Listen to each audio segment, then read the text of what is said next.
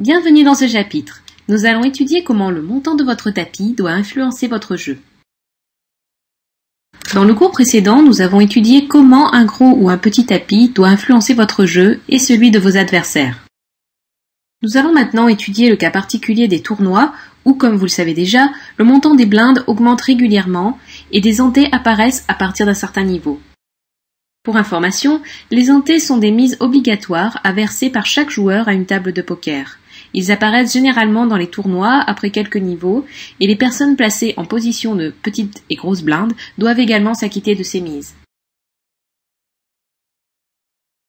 Lors des parties en tournoi, vous devez avoir conscience du nombre de tours que votre tapis peut vous permettre de financer.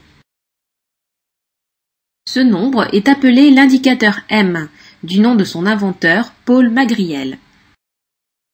On peut facilement le calculer en divisant le montant de votre tapis par la somme du montant de la petite blinde, de la grosse blinde et des ante éventuels. Supposons par exemple que l'on dispose d'un tapis de 1500 jetons et que les blindes soient de 100-200 sans ante. L'indicateur M sera donc de 5. Vous pouvez donc vous offrir 5 tours de table. Si vous êtes à une table complète de 10 joueurs, vous allez pouvoir voir à peu près une cinquantaine de mains.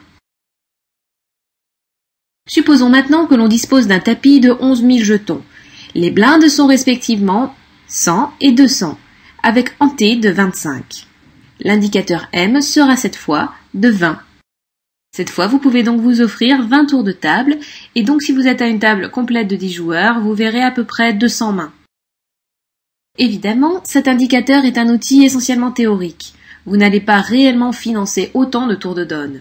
D'une part, il est probable que le montant des blindes, voire des ante, augmente bien avant, ce qui réduira alors drastiquement votre indicateur M.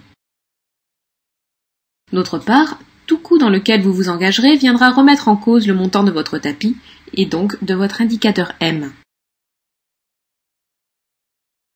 Maintenant que vous avez calculé votre indicateur M, il vous reste à apprendre à vous servir de cette information. Le principe est assez simple, plus votre indicateur M est faible, et plus vous devez jouer agressivement. La raison d'un tel choix est évidente, vous n'avez plus le temps d'attendre une grosse main.